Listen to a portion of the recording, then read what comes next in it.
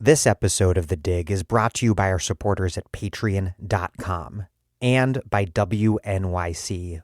New on The Experiment, we're opening a Pandora's can, a spam can of worms, to uncover the power of America's favorite mystery meat.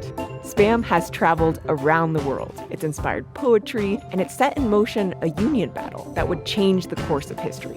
Spam, How the American Dream Got Canned, is a 3-part series about food, work, and family on The Experiment from the Atlantic and WNYC studios.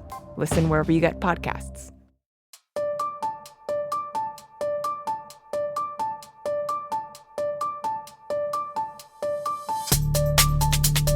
Welcome to The Dig, a podcast from Jacobin Magazine. My name is Daniel Denver, and I'm broadcasting from Providence, Rhode Island. A 1944 conference in Bretton Woods, New Hampshire, created some of today's most important economic institutions, the International Monetary Fund and the organization that became the World Bank. This order was built largely around the interests and ideas of the United States and its allies, many of which were empires holding much of the rest of the world under formally explicit imperial domination. The world has changed a lot since then. Dozens of countries fought and won battles for national independence from their colonial overlords. And the United States enjoys far less dominance in the world economy than it once did. But throughout the years, global domination of the world economy through financial power has persisted in different, complicated forms, managed by economists, technocrats, and capitalists operating through and around these Bretton Woods institutions. On today's episode, leading economists Daniela Gabor and Ndongo Samba Sylla talk about how economies, money, and finance have been managed across national borders. They'll talk about what has changed since these orders were explicitly managed by imperial interests like the French and British empires, and also about what hasn't, from Bretton Woods to the Washington Consensus to today's Wall Street Consensus. And they will be talking about it with brilliant philosopher and past Dig guest Olúfẹmi Táíwò, who is guest hosting this episode for me today. I've got a lot of interviews that I'm really excited about coming up. I mentioned a bunch of them last week, including Mariam Kaba and Gio Maher, Kim Phillips-Fine, Destin Jenkins, Veronica Gago, Brenna Bandar. I've also just started reading 2 new books for interviews that I'll probably be doing sometime in March that are really so very excellent. The first is Left Behind, The Democrats' Failed Attempt to Solve Inequality by Lily Geismer, who I interviewed a while back about her stellar first book, Don't Blame Us, Suburban Liberals and the Transformation of the Democratic Party.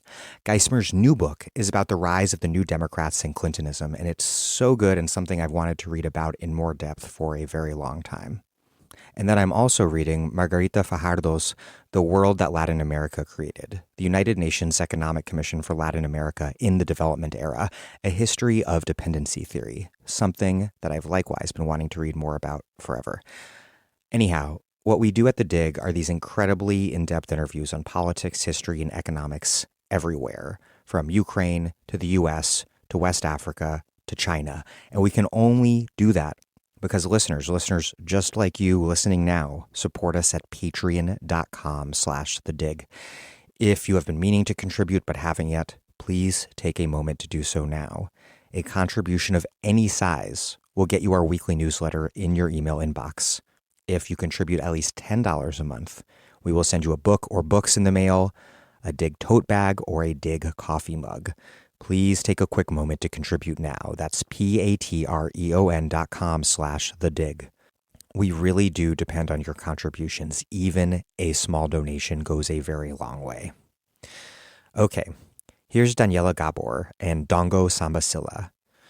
Daniela Gabor is professor of economics and microfinance at the University of the West of England, Bristol, and has published on central banking and crisis, on the governance of global banks in the IMF, and on shadow banking and repo markets.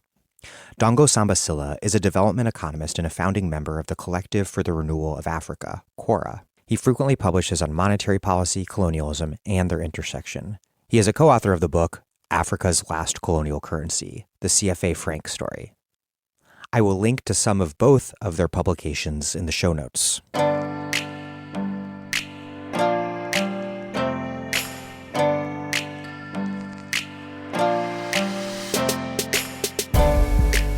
Ndongo and Daniela, welcome to the Dig. I want to start with some basic concepts in history, since we'll need those to understand what's happening now and why the institutions that we're going to spend all this time talking about are so important. So my first question is about history. Both of you take up economic issues on a multinational, sometimes even planetary scale, talking about things like the Wall Street consensus, global international development, or huge regions across multiple countries, like whatever this thing is that's called the Frank zone or the Sterling zone. And that's different from how a lot of policy conversations go in the United States, where we more often think about national government and individual countries' central banks, even when we're thinking about countries that aren't the global hegemon. So what do we gain from thinking about economics and politics at this scale that we might miss if we're only looking at the domestic level or the national level?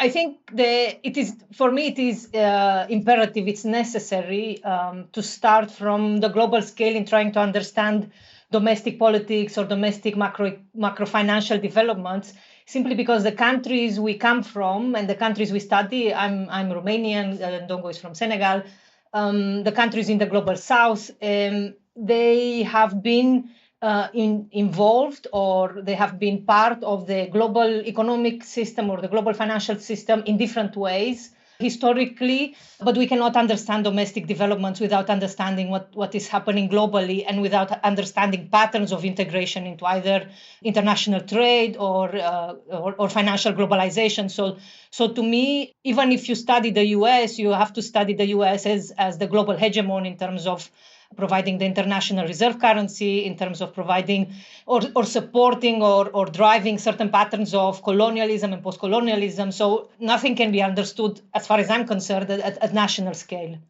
I share that same premise because, when you come from, let's say, the kind of background, let's say economics background, for example, dependency theory, world system theory, you know that you cannot understand the specificity of underdevelopment, for example, in the global south, if you do not put that, let's say, in the context of the global deployment of the capitalist logic.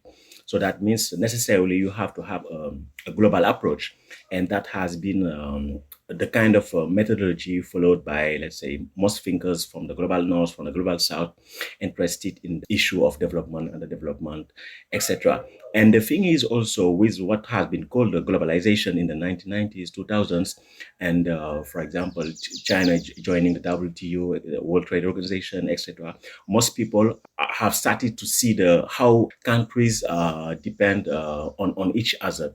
Let's say financial links, trade links, etc., and also how the information circulates. All of these things have made people aware that we live in let's say, one economic system, global economic system.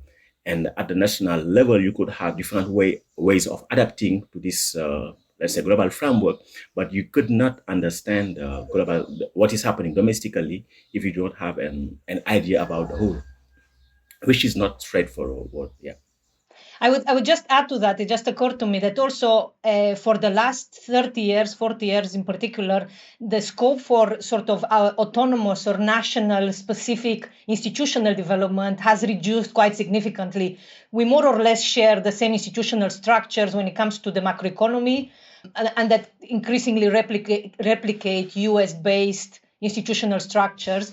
So we cannot understand even our own institutions, we cannot understand them without understanding the patterns through which and the way they sort of travel across borders, and they are influenced by what is happening abroad. Now that makes sense, especially this last point about a kind of institutional mirroring that happens in different countries, maybe based on the US or perhaps other places.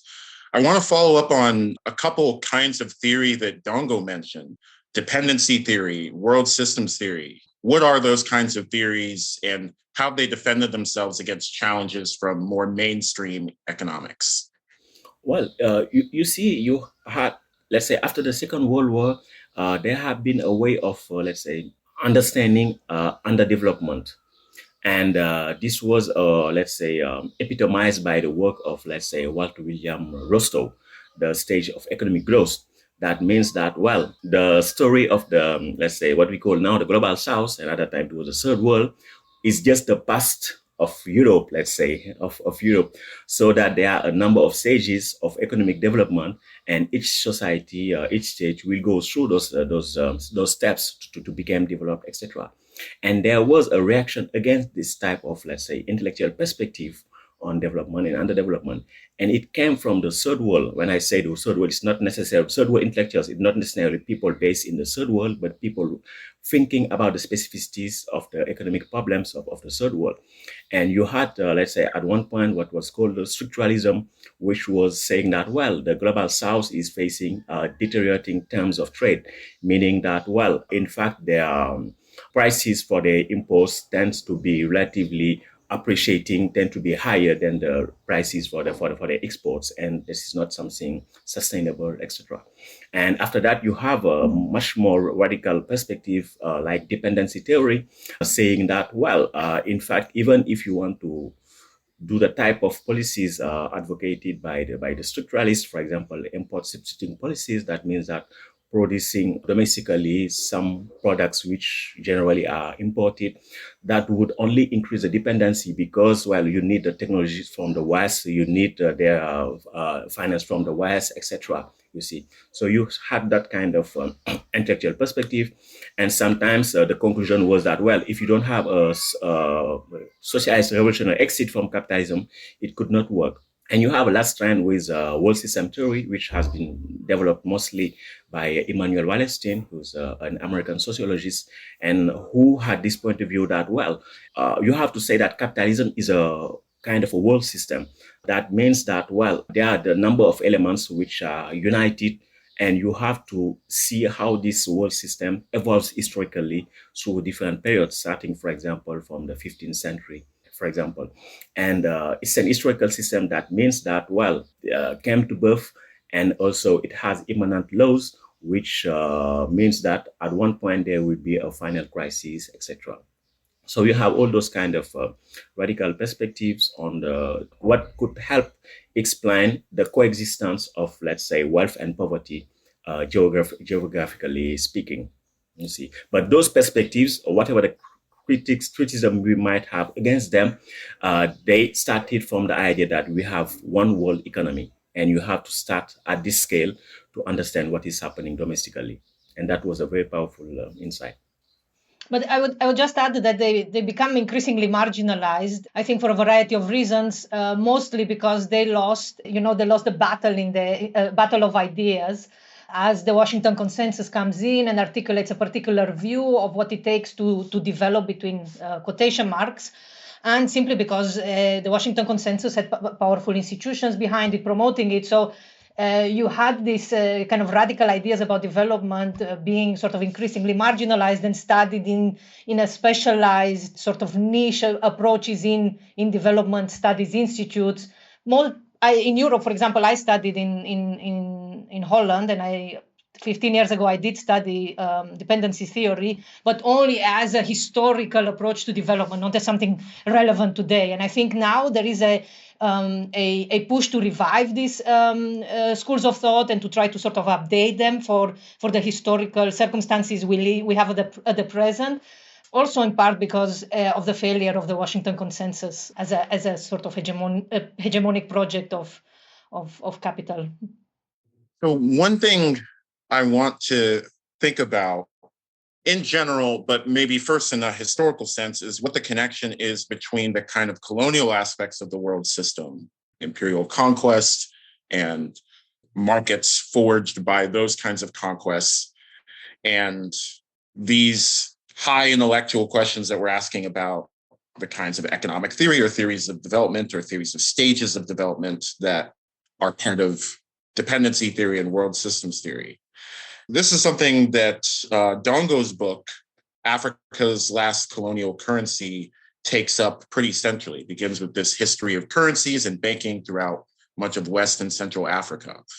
In the book, a number of monetary systems get described that had been in place in African economic networks that predated and overlapped with European conquests, including what amounted to a cowrie zone, a community regulated but regionally large money system in West Africa based on the exchange of cowrie shells. So how did these older monetary systems work? And how were the community relationships maintained by cowrie-based commerce different from what became possible as the French Empire expanded its economic influence? In fact, most of those currencies were commodity currencies, and they were not used in a capitalist sense. That means with a purpose of accumulating capital endlessly. But those were social institutions helping organize the community. And so they had, beyond their use as instrument of payments, other uses, for example, religious uses, other social uses, you see. So that means that they didn't have this, I would say, atheistic approach to money and currency. The currencies themselves were not an object of accumulation, but rather an institution that helped, let's say, organize better, let's say, living together in some way. But with colonialism, you had another, let's say, approach to, let's say, to money and currency issues, because the objective was to restructure, let's say, those territories in a way that suits accumulation logic. Let's say the colonizers, the metropolises, what the metropolises wanted was, for example, people to work to produce, let's say, some raw materials needed for the industries in the metropolis.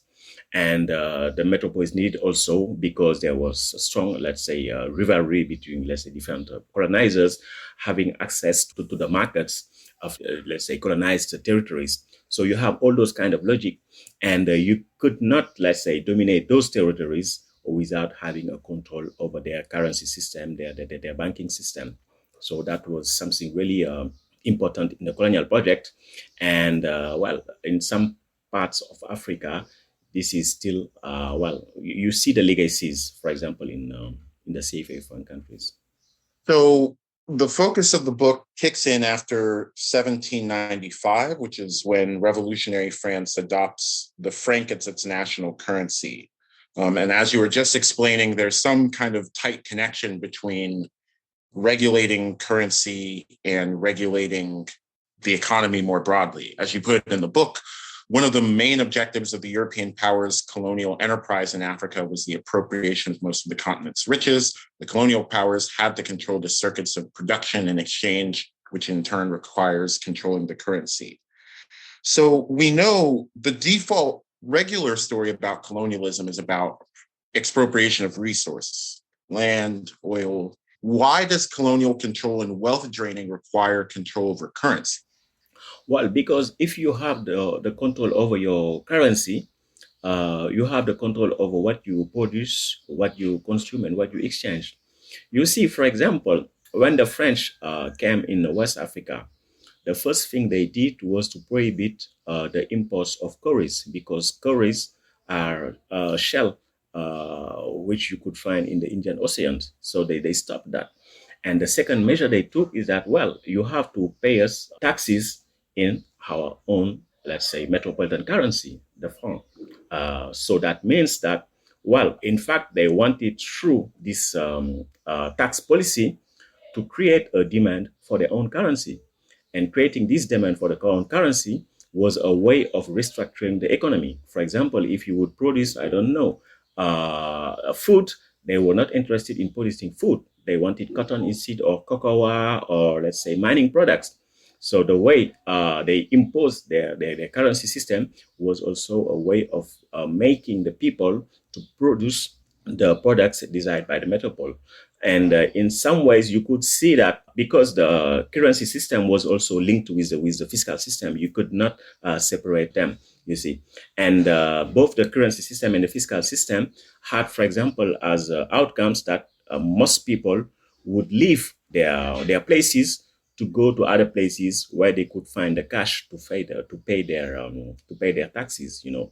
So that means that the colonial system is a particular way of mobilizing domestic resources. People tend to forget that, but the colonial system was a particular way of mobilizing domestic resources, but for the benefit of the metropolis. But you needed to have the fiscal and the monetary instruments. The banking system also played a very important role because it allows the let's say the financial flows allows also to finance some particular activities and to avoid the financing of other, for example, activities that would, for example, create a competition with, let's say, capital from the metropolis. I want to bring Daniela in here because one of the things I've thought most about when preparing for this interview was the kind of contrast between the early development of French banking policy in West Africa, throughout Africa, I should say, and control over currency there, and the kind of worldwide system we have now with international institutions, with things like the European Central Bank.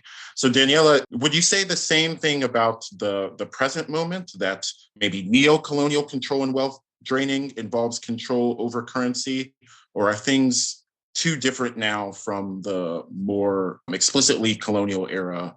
Is this kind of control over how resources get used impossible for modern countries in 2022? Well, I would say, thank you. That's a very interesting question, and it just reminded me that just before the podcast, Ndongo and I were talking about Mali and the way in which Mali is now, in a sense, the legacies of the colonial monetary and banking structures are so evident and so politically expedient for Macron and for France to use in order to prevent or to try to take control of the sort of rather explosive political situation there. And I'll stop here talking about Mali because I don't know very much. All I know is what Ndongo explained to me 10 minutes before we started talking. But I think if we can come back to this at some point, Mali is a very interesting illustration of how there are the countries in Africa, but elsewhere as well, continue to struggle against this sort of kind of past dependency of institutional structures from imperial or colonial times that can be very quickly mobilized when it's necessary by the former metropolis for a variety of reasons.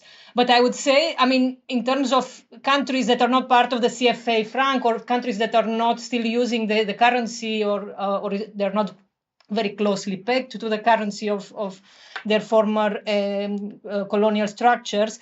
I mean, nominally, there is a lot more independence, right? Nominally, countries all over the global south, and I'm including here countries in the former Soviet Union in some ways, and even I would say my own country is only sort of nominally part of the European Union.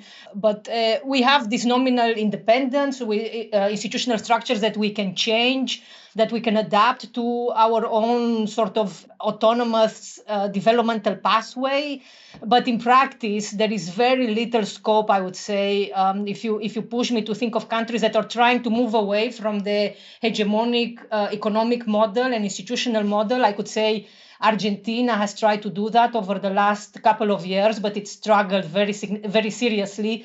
And there are great heterodox economist minds there who are in government, and they illustrate, I think, very clearly how difficult it is to try to carve out a different developmental model, one that tries to resuscitate the developmental state that structuralism, that dependency school sort of tried to think through.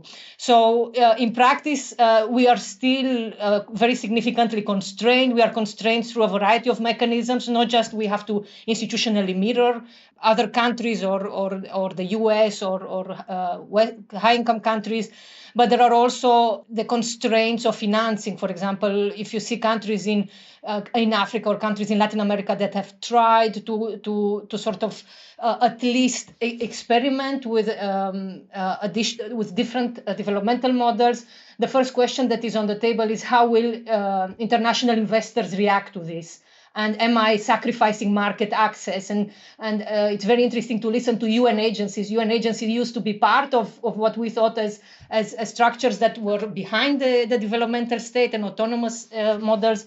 But nowadays, they all talk about the question of market access and how you have to sacrifice particular choices and how you have to put market access first. And I think that's a very powerful constraint in many ways, because even if you are a government that has a more heterodox inclination, if you're told, well, tomorrow you will lose access to international finance, then that's a very difficult question to deal with. Well, what do you do next unless you close down your borders and you're prepared to do the political work of convincing your domestic constituencies that they have to take the hit now for a brighter future sometimes, who knows when. So yes, there are different ways in which we are, different mechanisms of subordination, one that has to do with the market access, the other one that has to do with the institutional mirroring, and it takes a lot of political and ideological and institutional work to challenge that. Interesting. So control over market access and the structure of institutions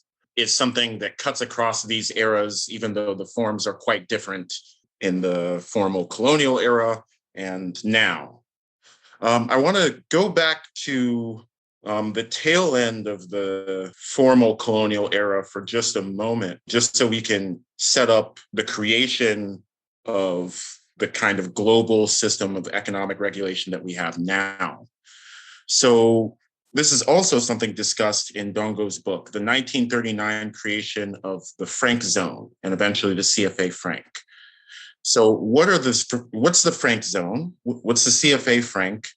And how did these function to control the economies of African countries? At one point in the world system, we had this monetary organization, let's say a global monetary organization called the Sterling Standard. Well, I would say the gold standard, the gold standard. And that means that, well, the central bank reserves had to be backed at some point by an amount of a stock of gold. And that's the way the International Monetary Organization functioned from the, let's say, last 25 years of the 20th century. The system collapsed between the two world wars. It was resuscitated just after the Second World War, but it collapsed, and Britain, let's say, get rid of the peg to the gold, etc., and formed the sterling zone. And the sterling zone gathered, let's say, countries and also territories under British domination, which accepted to have their reserves controlled in London. And also their currencies were pegged to the sterling. And France did the same in 1939, just before the Second World War. They created the franc zone because they left the gold standard, I think, in 1936, and they created the franc zone. And so the franc zone, like the sterling zone, was a kind of, let's say, monetary and trade empire. That means territories, sovereign, non-sovereign, whose currencies were pegged to the franc and who has the same, let's say, exchange rate legislation. And so that organized a system of trade and monetary, let's say, shield against, let's say, the other rivals. That's how it worked. That means, for example, if a given territory wanted to import things, let's say, outside the empire, those imports were subject to controls by the metropole, by Paris, because it would have implied, let's say, a leakage in terms of foreign exchange and so on. That's how it worked. That was the franc zone. But the franc zone was composed of territories and countries less wealthy than, for example, the sterling zone. In 1945, just after the Second World War, what happened was that the French economy was in ruins. There were many shortages and the stock of gold depleted and so on. And you have huge inflation. Rate of inflations were higher compared to the colonies and also compared to Britain and the US. So one technical question was that at that time, they had to devalue the French franc. And their main issue was that should they have a uniform rate of devaluation for the whole empire? Because except some parts of the empire, there was one single currency, the franc. So whether they would have one single rate of devaluation or whether they would have different rates of devaluation, depending, let's say, on the economic situations of different parts of the empire. So they decided to have different rates of devaluation. And that gave birth to the CFA franc. And at that time, it was called the franc of the French colonies in Africa. It was created in 1945, in December 26, 1945, just after the ratification of the Bretton Woods agreements by France, you see. And so it's the French provisional government which declared to the IMF, which was just born, the parity of the CFA franc in terms of gold, but also in terms of French franc and US dollar, you see, December 1945. And the objective for France was to reconquer the trade shares it lost during the war, because during the war, economic relationships between France and its African empire, they were not so. In fact, there were rupture in their trade relationships. You would see that the French share in the trade of its African colonies declined significantly, mostly by more than 50%, for example. And yeah, they wanted to reconquer that. And at the same time, the French economy was not so competitive, so as to, let's say, to be able to compete, for example, with the US or they needed to have access to raw materials, but without using their scarce foreign exchange. And the CFA franc somehow allowed them to reconquer those trade shares, to have access to African raw materials by credit without using their foreign exchange reserves, and also having the possibility to export products in the territories under control, so as to help France and industrialization and reconstruction process. That was the context in the 1950s, 1945. Yeah. Let's talk a bit more about that context. One of the things that you mentioned was, of course, the huge impact of the Second World War and the waste that it laid to much of Europe, but in particular, the conference in Bretton Woods, New Hampshire, that created a lot of the global institutions that we have now in 1944.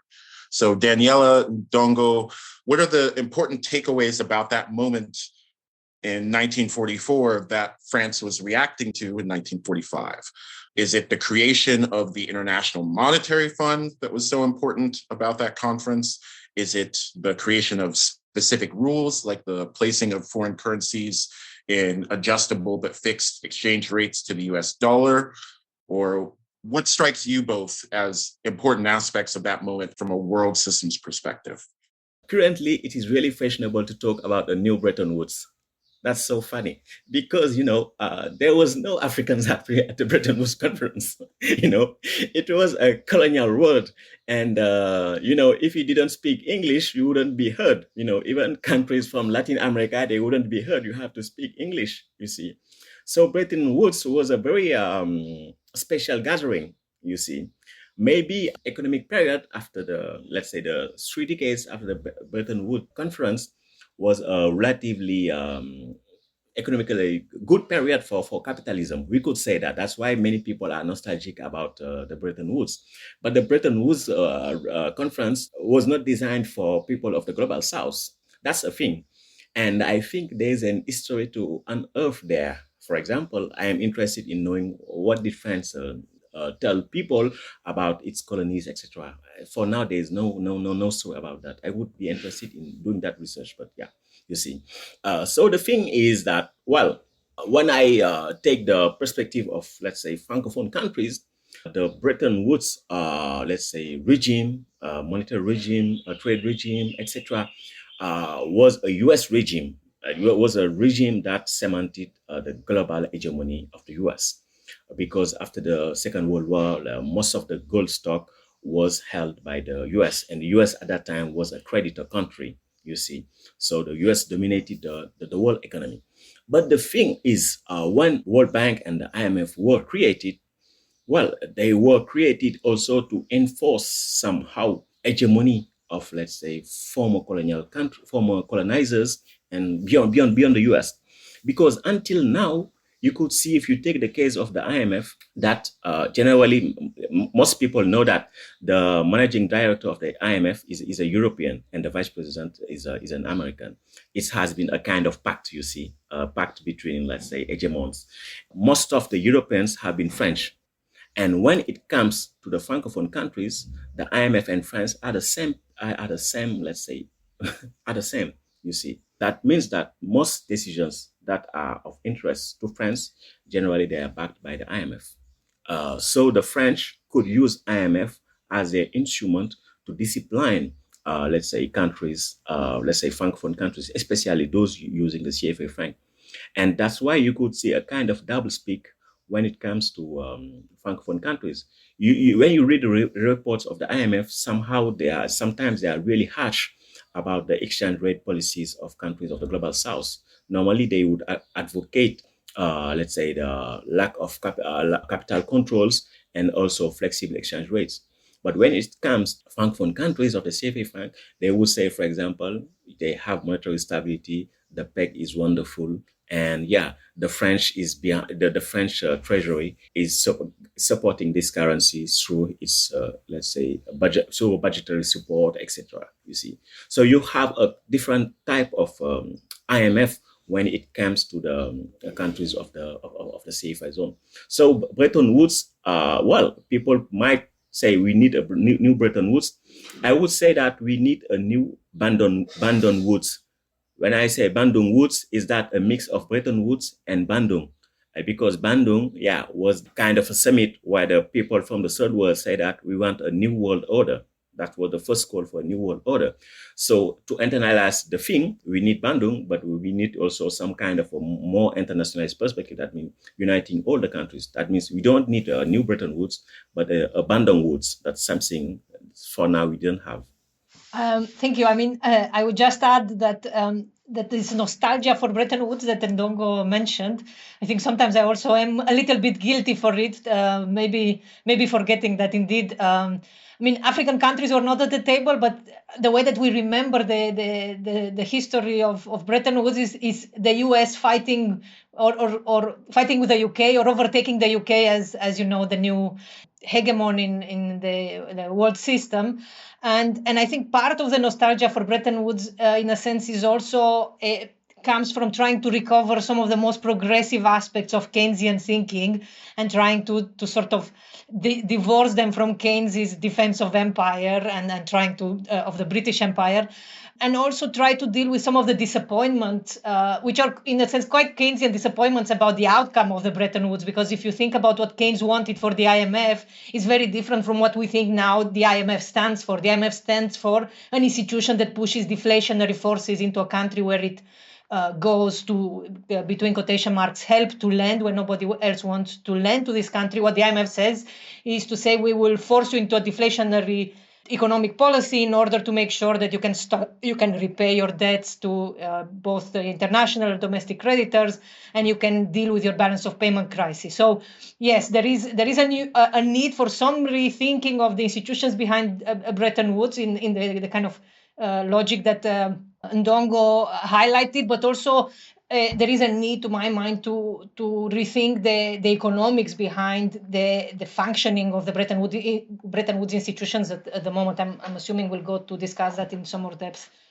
One thing I would like to add is that, it was a progressive regime. I agree with Daniela, and there are many tools we have to recover for the benefit of, let's say people worldwide. But the thing is that there had been a contradiction identified by some economists in the Bretton Woods system, because the system was working on the assumption of having, let's say, equilibrium, in the current account, in the trade balance, and so on, you see. So that means that, countries will have fixed and adjustable parities to the US dollar, but it was assumed that, there would not be so much trade imbalances, current account imbalances. But at the same time, the logic of the UN, the United Nations, was that there should be a net transfer of all resources to the developing countries. That means, for example, when you assume net transfer of resources, there should be somehow capital leaving the rich countries to go to the global south, to the third world. So that means that there should be imbalances, in the, financial and trade flows.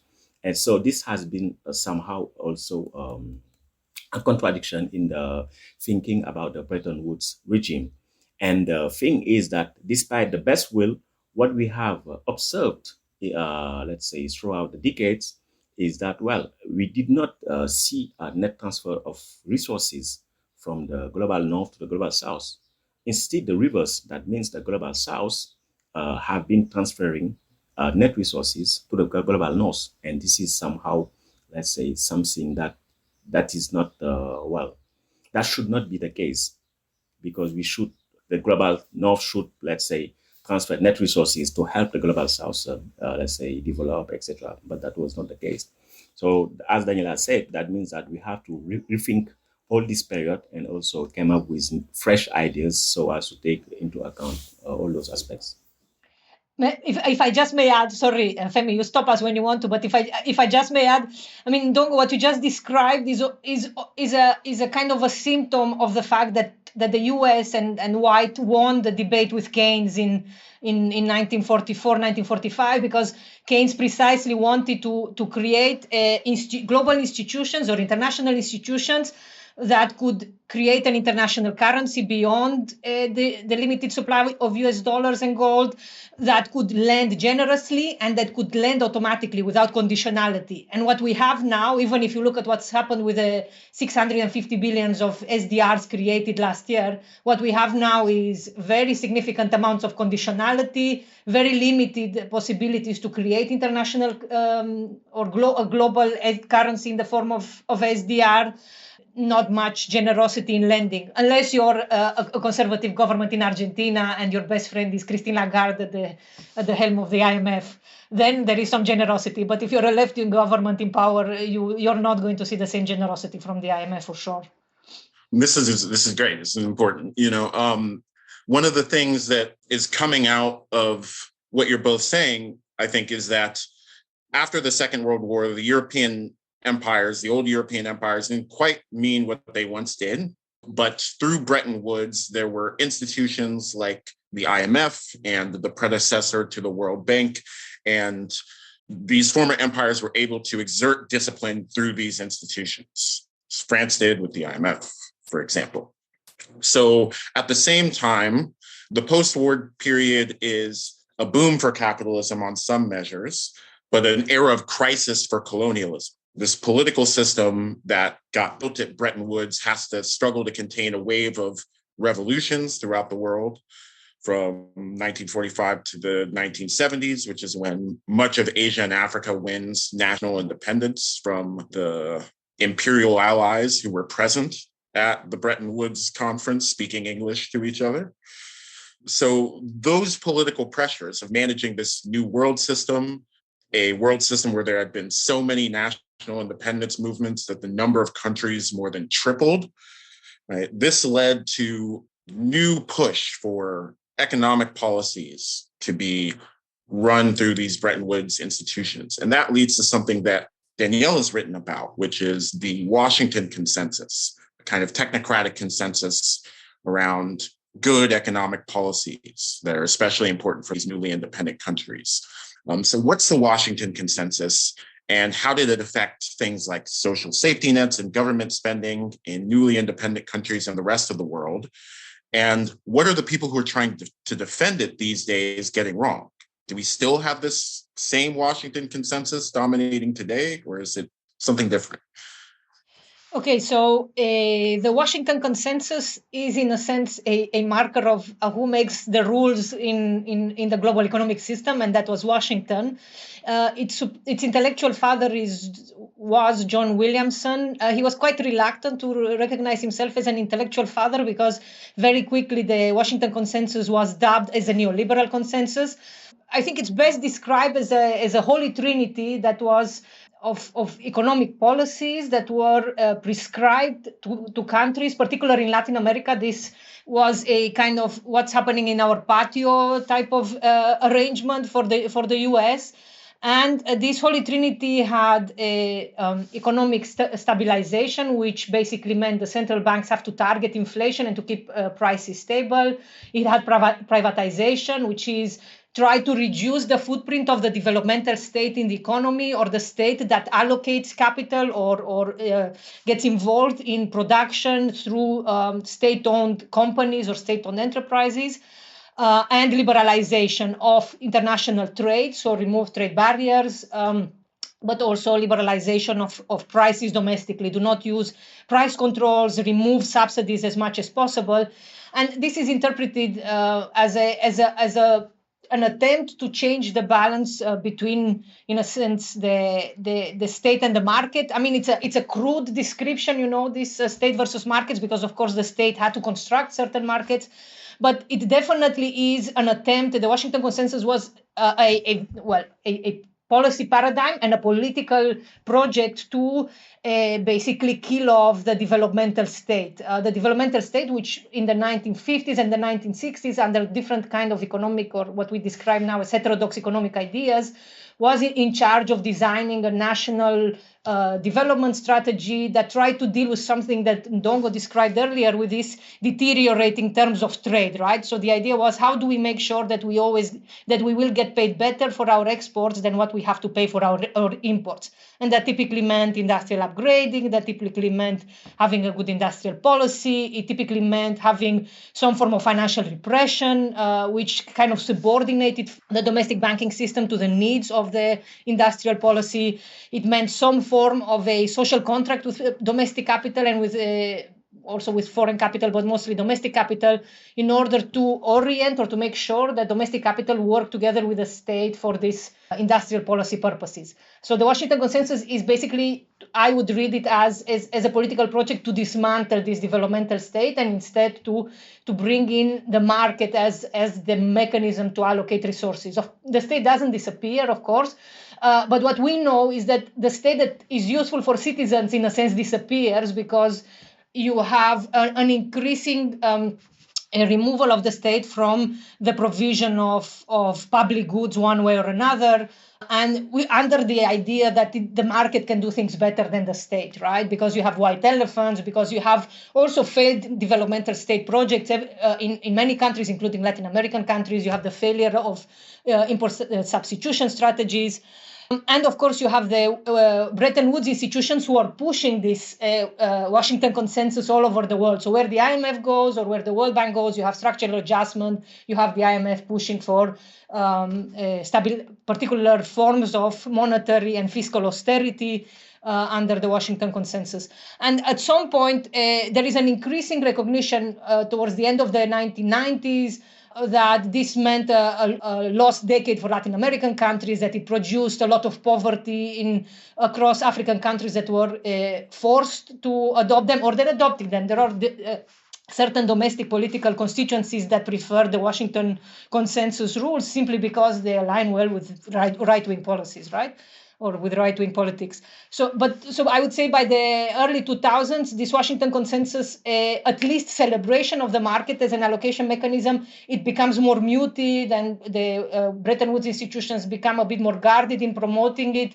And then we move into what is called now the post-Washington Consensus, which is a recognition that there are market failures, right? So if there are market failures, then of course the state is necessary.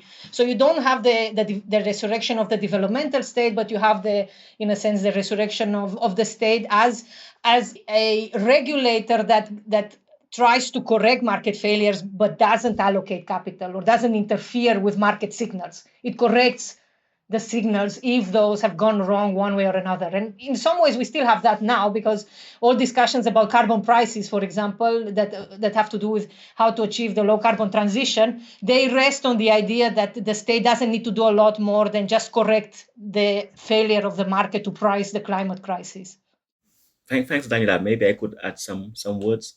As I am from the generation whose parents suffered the consequences of the IMF, World Bank austerity policies, because you could see concrete, the concrete impacts, because many people were fired from their jobs, for example, because one of the way to implement these structural adjustment policies was that to say, for example, the state has to clean up its own budget. That means limiting its spending, you see. And one way to limit the spending is to cut health expenditures, education expenditures, and also to get rid of, some civil servants. You could see clearly those impacts. The cleaning up also the state budgets meant also less investment and less, let's say, support to industrial policies, agricultural policies, and so on. That has been the impact.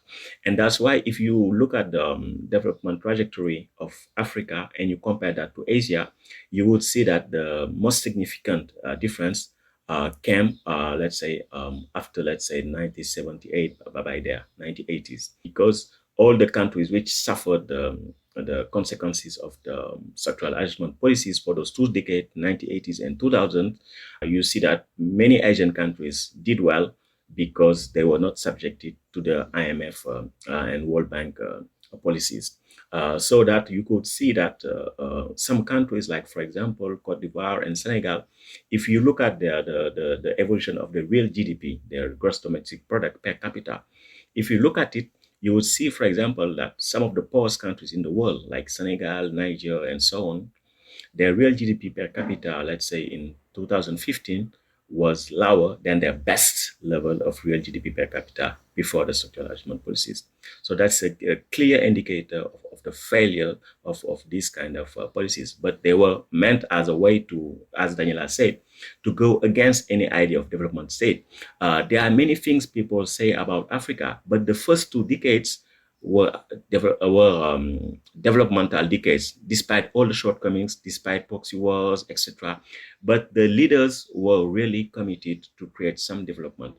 And you could see that in the work by the African economist from Malawi, Tandika Mkandawaya. So we had 2 relatively good decades of development, because generally people are not aware of what has been the impact of colonialism. Samir Amin sometimes used to say that, well, the most odious political regime in this world was the regime of Mobutu Sese Seko in Zaire, currently DRC. When the Belgian left the country, they have less than 10 people, let's say, having, let's say, an education level beyond the baccalaureate. But 3 decades later, you have millions of people. So that means that the first 2 decades have been developmental, but this has been somehow hijacked by this Washington consensus policies. And it has also restructured African states and gave birth to new power dynamics.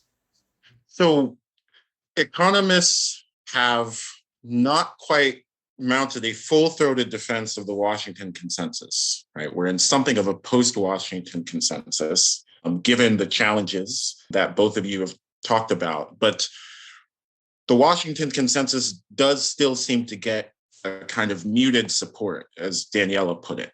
I was struck in particular by something Daniela said in co-authored work with Carolina Alves and Ingrid van Graven. We're told that countries like Nicaragua, as a particular case study, would have done better under the Washington consensus than under left-wing populist leader Daniel Ortega's presidency. And I'm, of course, not referring to his current presidency, but his tenure during the Sandinista revolution from 1979 to 1990. But papers that analyze Nicaragua's economic performance during this period don't tend to mention the CIA-funded Contras, paramilitaries that the Sandinistas had to devote resources to fighting. And they also use an interesting method to test the hypothesis that, Daniela, you and your co-authors describe as building a synthetic Nicaragua composed of 23% Chile, 54% Honduras, 9% Mexico, 8% Norway, and 7% the US. So what did these economists seek to accomplish in fabricating this synthetic Nicaragua? And what is that obscure about the reality of Washington consensus policies? Oh, thank you. This was, I would say this is just a minor area of interest to me that just, in a sense, came on my radar reading the developmental studies literature, and there is this idea that you can create synthetic countries or fictitious countries who could have chosen different policy trajectories than the ones they have. And we found an example of Nicaragua. And because I know Nicaragua quite well, we had a look with these 2 colleagues that you mentioned. The argument that Nicaragua would have done better had it adopted Washington consensus policies during the 1980s when it had the first Sandinista regime, right, since 1979 until Daniel Ortega loses the election in 1990.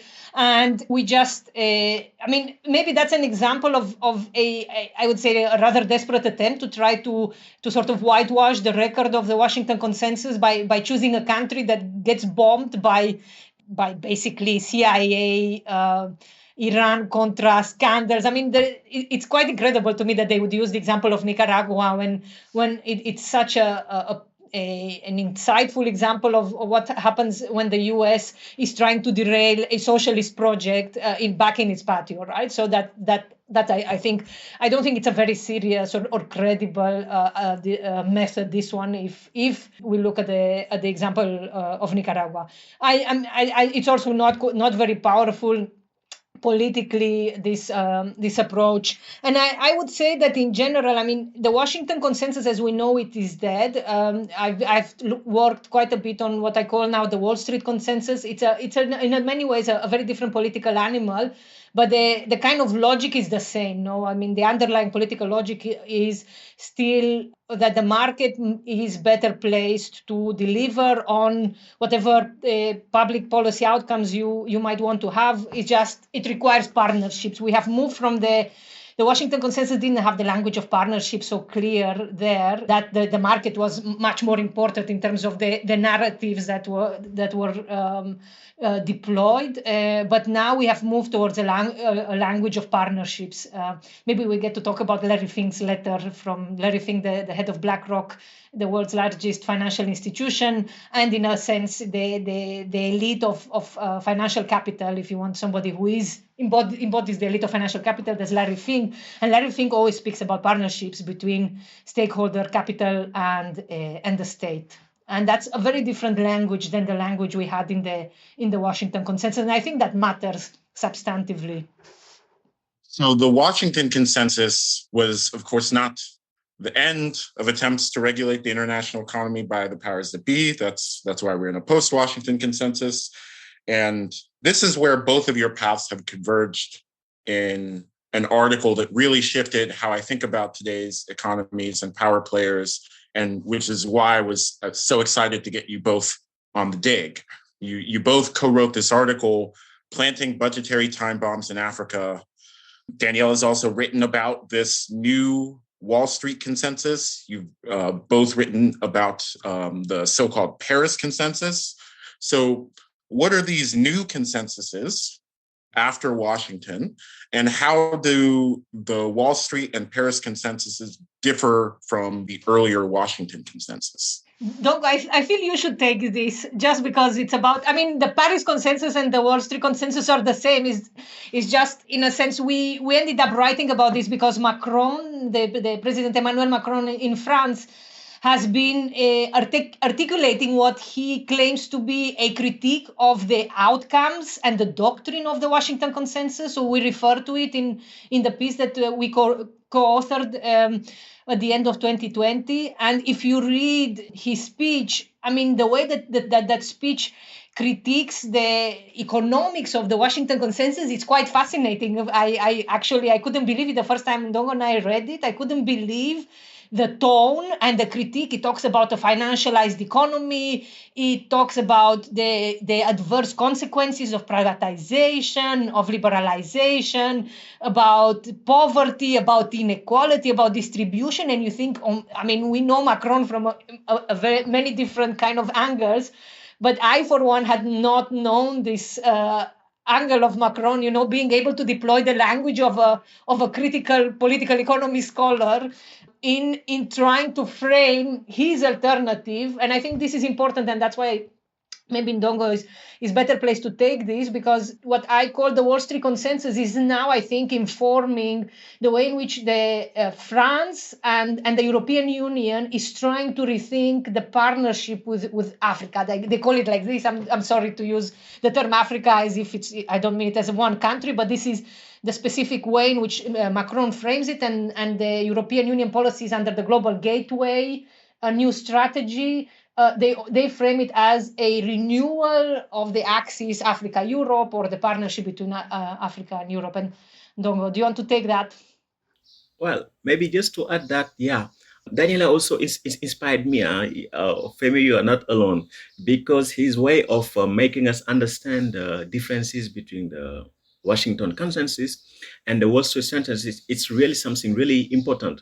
Because, well, as she said, we still have the logic of the Washington Consensus, but we are in a new framework.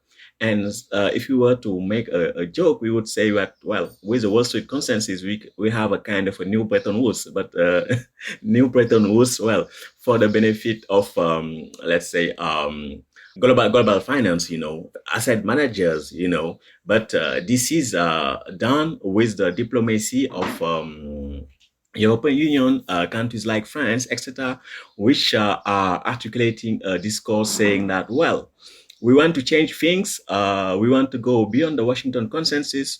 We want to provide infrastructure because we know that you need it and you don't have the capital, etc. You don't have the financing for that. And we are here. What we just want is you to provide the right conditions so that, well, everything you need will be financed, and you'll have your infrastructure, you have all the public services, and the investors will have their returns, and everybody will be happy. So that's a kind of fairy tale that you could hear from Mr. Macron. And that's why we tried to write this article to show what is behind this Paris consensus, this Wall Street consensus, by giving some concrete examples. And yeah, when we choose this title, Planting Budgetary Time Bombs, well, in fact, the expression came from the French themselves, the French Parliament. They say that, well, this drive to so-called public-private partnerships, they are not a big deal because often they are costly, they worsen inequality, and they create, let's say, situations which are not really beneficial to the users of public infrastructures and so on. So that's what we have tried to write a bit. Yeah, if I can add, so I would, if we wanted to, in a sense, summarize what the Wall Street Consensus does, it to my mind, it upgrades the Washington Consensus for the age of financial capitalism, right? And it says it extends the status quo in the sense that it doesn't come with a new proposal for macroeconomic policies. It still insists on fiscal and monetary austerity, and it just brings in the state back, but it brings in what I call as the de-risking state, because of the way that it frames the development problem. So the development problem used to be, for example, in the old developmental trade tradition, was how do we improve our terms of trade? The development problem now is how do we create investable assets for institutional investors, right? So the idea is, look, Larry Fink and BlackRock have made this point all over and over again. There are institutional investors like pension funds and insurance companies, and together with their asset managers, they have trillions of dollars under management. These trillions of dollars would like to find a home or to find asset classes or financial instruments that would help achieve the sustainable development goals. The problem is that, for example, for BlackRock to finance a port in Tunisia, there is a mismatch between risks and return, right? The risk-adjusted returns are just not right for BlackRock. Either the risks are too high or the returns are too low compared to the risks. So the idea is, well, this port in Tunis is not investable, but the state of Tunis, together with multilateral development banks and with the European Union, can change the risk-return profile of this project. And if it does so, then BlackRock would buy the debt that this project is issuing in order to finance itself. So this is where the Wall Street Consensus is very powerful, because it is also a political project to change the nature of the state in the global South countries, and to create a government or instruments of governance that are focused on de-risking. And public-private partnerships are a good vehicle for that, because these are institutional arrangements in which the private sector is delivering public services, but with some of the risks taken by the state, right? So it's a partnership in the sense that the state says, well, let's write in our legal contracts what Catalina Pistor calls discoding of capital, discoding of the Wall Street consensus, is to say, well, the state assumes these risks, and if something goes wrong, then the state compensates the private party, and the private party can make sure that institutional investors continue to get paid, right? So it's a project to create a development paradigm that relies on the idea that you have to create investable assets if you want to get developed, and you have to generate yield. And that already kind of extends the logic of privatization in the Washington Consensus, because if you want to create infrastructure as an asset class, or health as an asset class, or nature as an asset class, that means that you have to generate some cash flows that BlackRock gets paid every month or every year, besides the principal that it gets repaid at the end of whatever this financial instrument or asset when it matures. And how do you get this cash flows? Well, by basically introducing user fees. So with Ndongo, we looked at various examples of countries where you have user fees introduced. For example, when you use a highway, you have to pay toll. If there is a global pandemic and there is a fall in demand for this highway, then the state guarantees the cash flow will continue by basically subsidizing infrastructure or the highway for the lack of use during a pandemic. And it's also for renewable energy. If you look at the example of Morocco, it's also the case for Ghana. Is a really crazy case, because Ghana basically ended up guaranteeing demand for fossil fuels, for gas. I mean, we don't know anymore whether gas is a fossil fuel, because our global financial elite has decided that natural gas is a green fossil fuel that needs to be supported continuously, which is also kind of ironic in many ways. But yes, I would very much agree with Ndongo that this is it is a political project and a new development paradigm, I think. And unlike the Washington Consensus, it's different in the sense that it's much more subtle, you know. I mean, if you look at COP26 on day 3, the finance day, then everybody spoke the same language, and it was all from the same hymn sheet of the Wall Street Consensus. Everybody said bankable, investable, de-risk, blend, and everything will be great, which you didn't see 3 years ago or 5 years ago. So there is a kind of momentum behind this, but we don't have the same intellectuals we don't have the John Williamsons that talk about de-risking.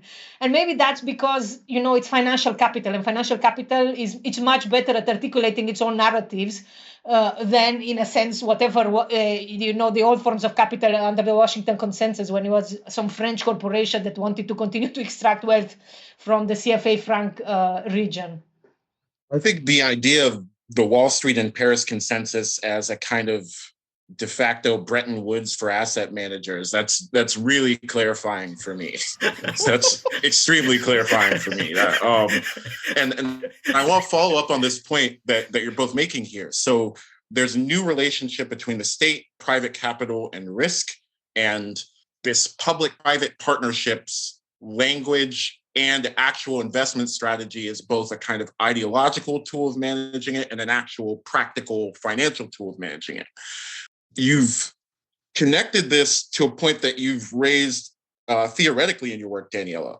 You have this article, Critical Macro Finance, and you argue there that market-based finance structurally requires a de-risking state, right? So it's not just helpful or a strategy that could work, but it's actually a structural requirement based on how capitalism has developed up until now. So what's the structural part here? Can you say a little bit about why market-based finance requires the state to play this role as a de-risking state, and say a little bit more about how we've seen that structural necessity play out? You gave the example of Ghana, for instance, but if you have any other examples, I think that would help.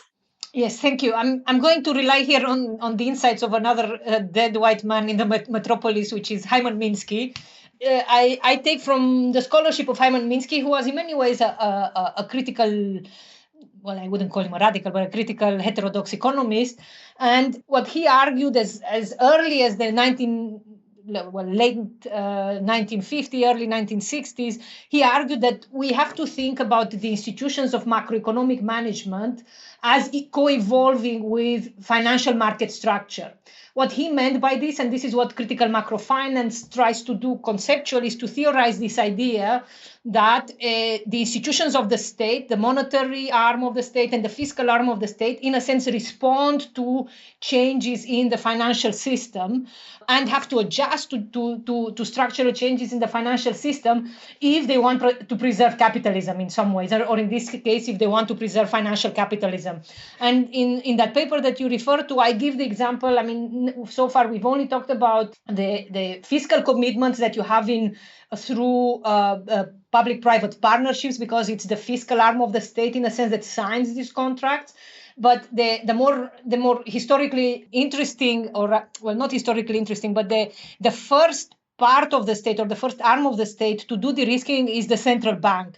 So if we look, for example, at the new forms of money that are created under financial capitalism, and I call this shadow money, and I don't want to bore your audience with very technical detail, but it's kind of IOUs or promises to pay that preserve value, that preserve parity between the promise to pay and traditional forms of money, that are new, but that come under a lot of pressure during times of financial crisis, and the state has to step in and, in a sense, take de-risks them or preserve them.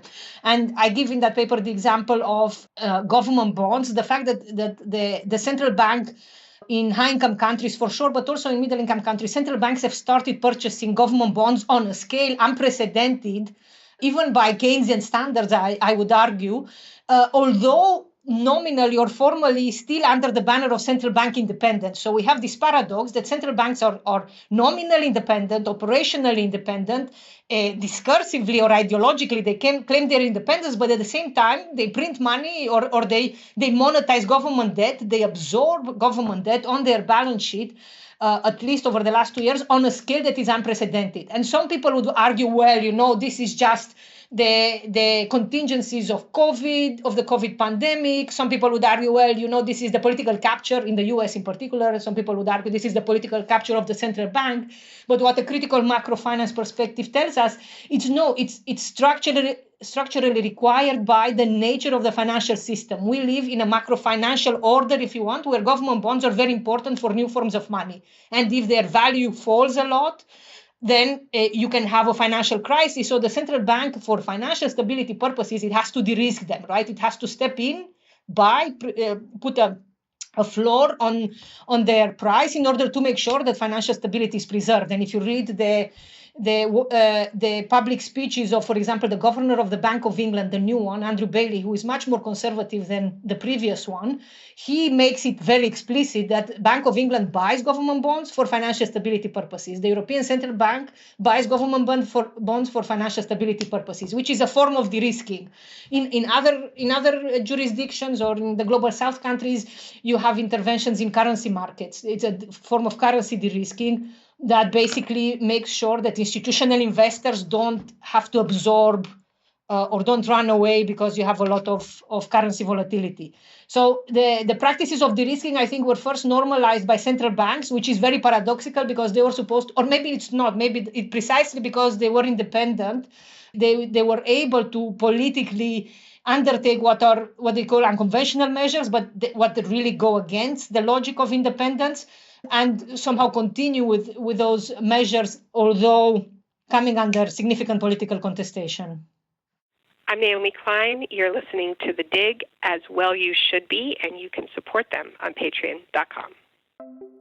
This episode of The Dig is brought to you by our listeners who support us at patreon.com, and by Haymarket Books, which has loads of great left-wing titles, perfect for Dig listeners like you. One that you might like is The Border Crossed Us, The Case for Opening the U.S.-Mexico Border, by Justin Akers Chacón. Contemporary North American capitalism relies heavily on an interconnected working class which extends across the U.S.-Mexico border. Despite the growth and violence of the police state dedicated to the repression of transborder populations, migrant workers have been at the forefront of class struggle in the United States. This timely book persuasively argues that labor and migrant solidarity movements are already showing how and why we must open the border in order to fight for justice and rebuild the international union movement. As Harsha Walia puts it, Justin Akers' Chacón masterfully exposes how capital mobility necessarily criminalizes the movement of labor, and, with radical and urgent clarity, he calls on all of us to strengthen the movement to open the border. The Border Crossed Us by Justin Akers' Chacón, out now from Haymarket Books.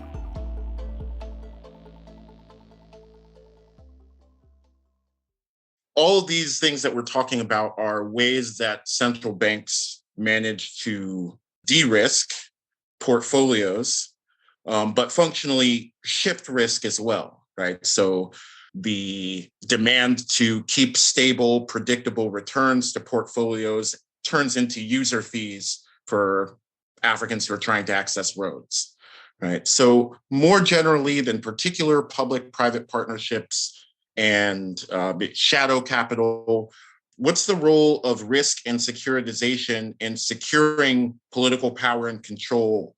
And who is it being secured for? Is it asset managers? Is it the shareholders themselves? And how does that structure of patterns of investment, of returns to shareholders' portfolios, how does it tell us this larger story about who wields power over whom? And what does the left need to learn about that larger story? That's a kind of a difficult question, Femi, but I'll attempt to answer it. I would say first that I think if you want a very striking statistic, I mean, it was striking to me for a variety of reasons, or even better, two striking statistics. 2021 was the best year for private equity firms ever, particularly Blackstone. It was the best year ever for BlackRock. In fact, BlackRock just last week passed the 10 trillion assets under management mark. In 2015, it had $5 trillion US dollars under management. It now has 10.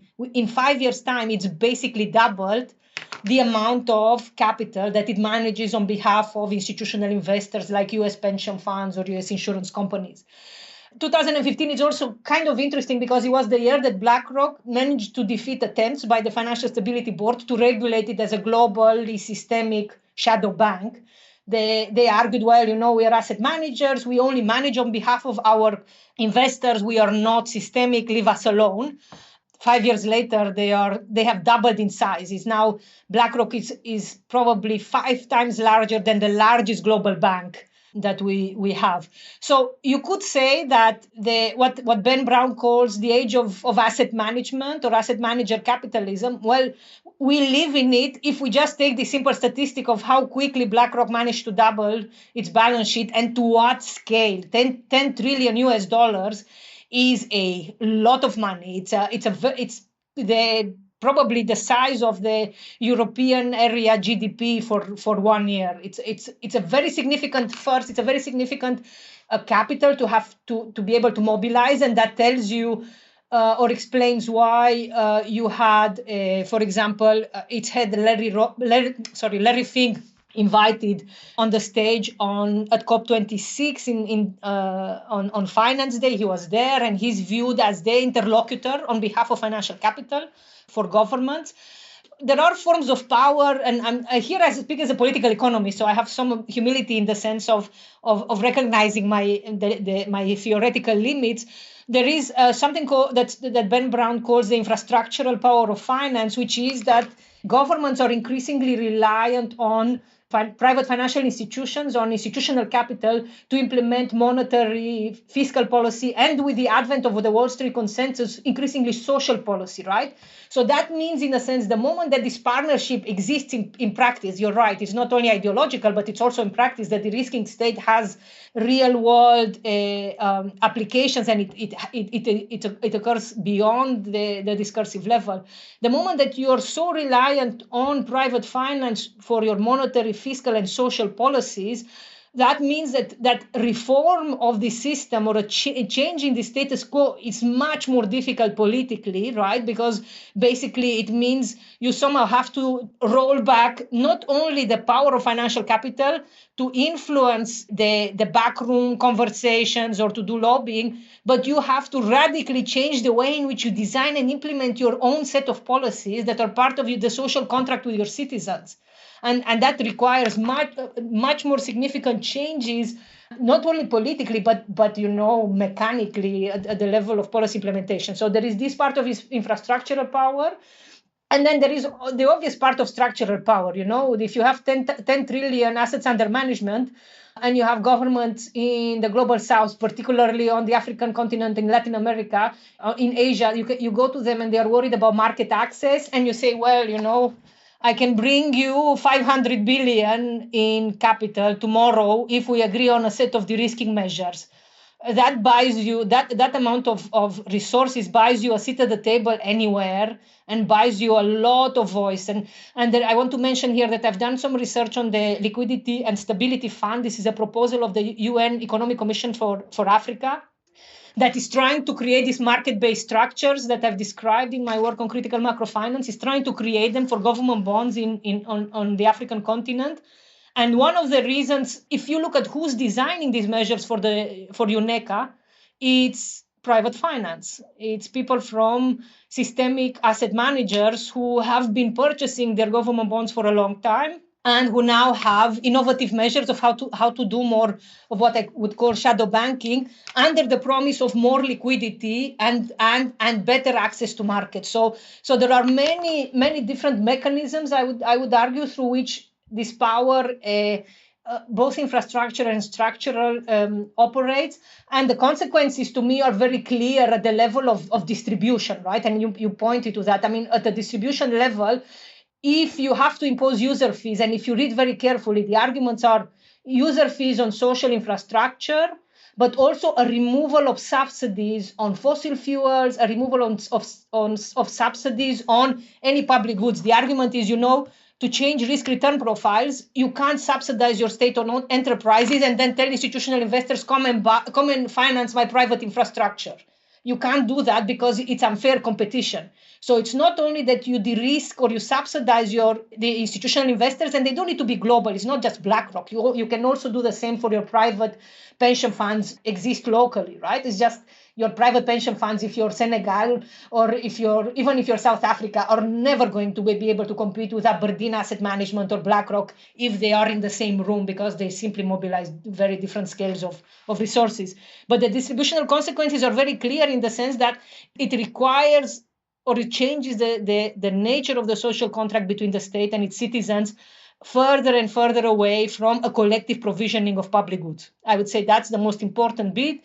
The collective provisioning of public goods disappears, but also the space for designing alternative development strategies in which you would argue, okay, if I want to revive the developmental state now and do industrial policy now under the low carbon transition, right? I want to think of Uganda. Uganda has, I really like this example of Uganda because nobody writes about it, and I think it should. Uganda is building a domestic capacity to build and manufacture electric buses, right? It's taking know-how from China, it's using its own universities, and it's trying to manufacture domestic buses nationally instead of importing them from Germany, right? Which is, I think, very important.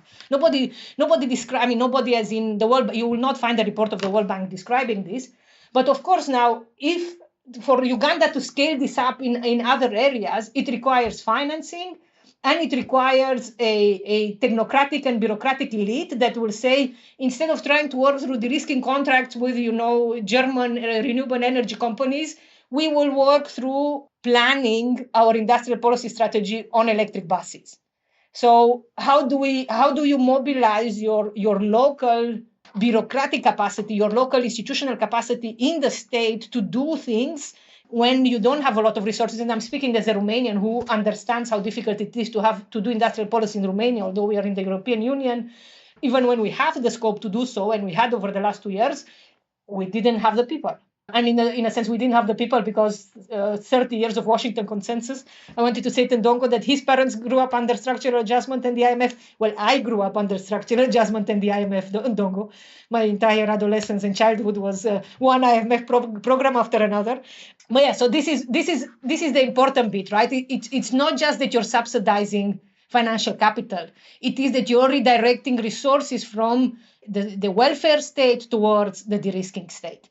And I think to me, as a trade union member, as a progressive economist, I want to think of ways in which the welfare state can be improved, in which the industrial state can be revived, not the ways in which my pension fund can give money to BlackRock to invest in some SDG project in some African country from which my pension fund will not see much return, but the BlackRock managers probably will.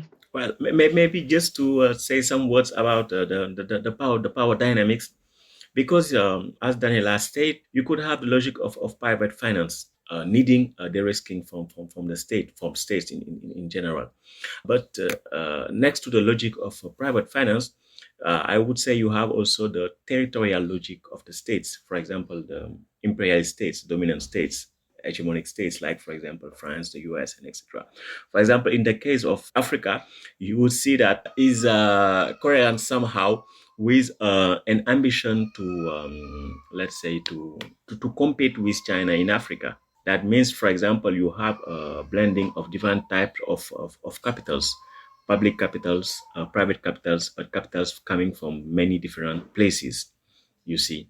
And this is a way of saying that, well, we in the European Union, we in France, or I don't know, in the UK, in the US, we want to provide you with better infrastructure project, better financing, which will be, let's say, better for you compared to what you receive from China. Because as we know, China now is the first bilateral lender of the continent, but also the first trade partner of the continent.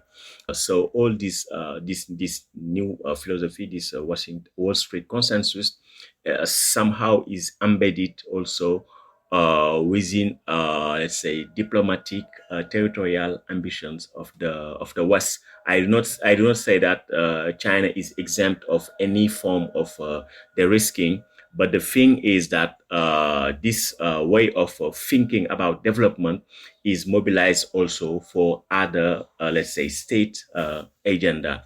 And that also very important to factor in. And the thing is also, as Daniela said, about the technocratic side of the thing.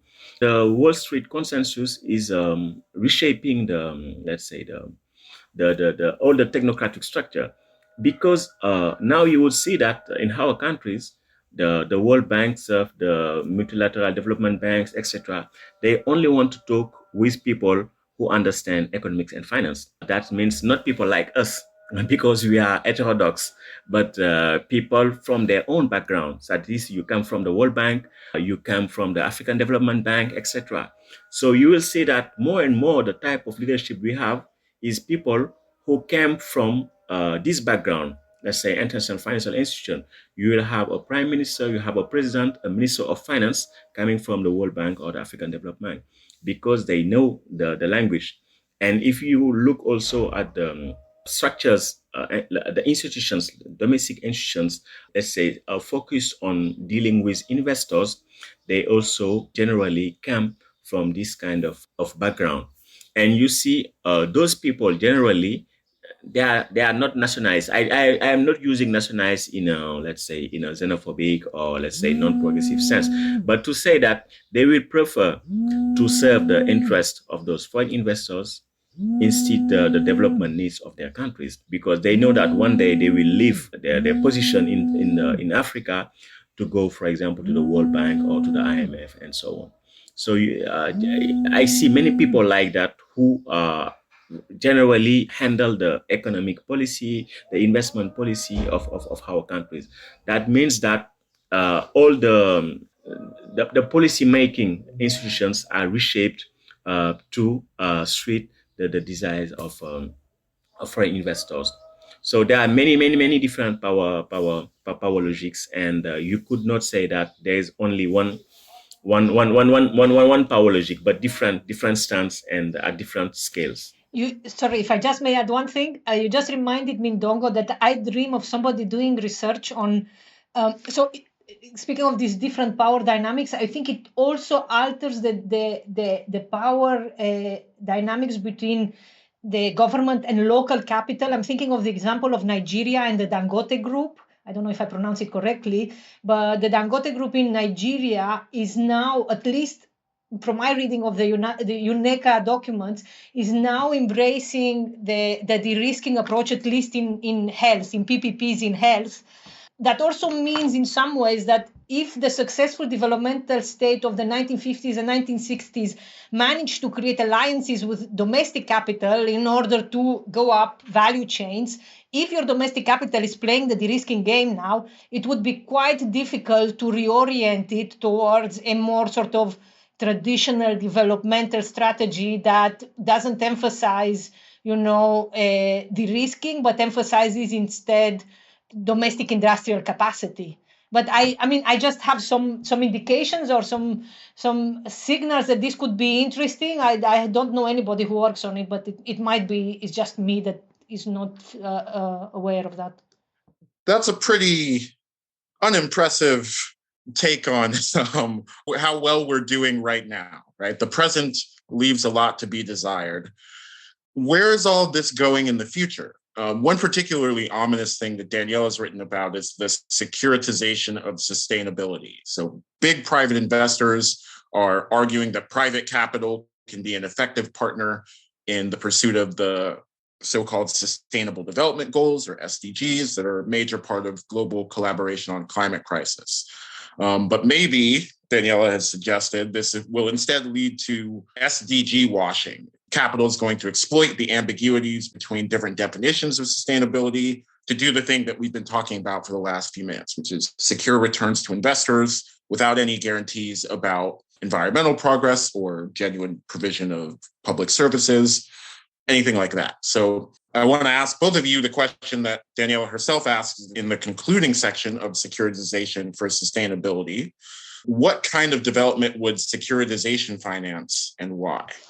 Well, let me just start by saying, securitization is a particular instrument or a particular mechanism to create the kind of assets that institutional investors want to have or prefer, right? So there is nothing, people know of it because of the role the securitization played in the global financial crisis when there was the securitization of subprime mortgages. I would just argue, securitization is part of both the vocabulary and the instruments of the Wall Street consensus. And there is a lot of, as you said, there is a lot of both greenwashing and SDG washing in there. And I think this is probably what grates me most about, or what irritates me most about the rhetoric of the Wall Street consensus. It is also this kind of self-righteous, this morally superior rhetoric of if we align through these partnerships, if we align private capital with a de-risking state, then we will deliver on the sustainable development goals. Then we will have the low carbon transition. Then we will green our financial system and our economy. And in some ways, that is, for a progressive agenda, it's both irritating and challenging, because what do you do when your class enemy uses the same rhetoric that you do, right? So we are not at the stage anymore, at least in the Washington consensus, your enemies spoke a different language than you did, and then you would say, okay, we want either more state, or we don't think that capitalism works and we need a different kind of political system. You had a different language. Now we, at least I would say, for people who, and I not count myself among those, for people who are not overtly anti-capitalist, and I cannot be because I grew up under central planning and I have limits to my imagination, as it would be. But now the difficulty for being a progressive economist within a capitalist logic is that your class enemy speaks the same language as you do.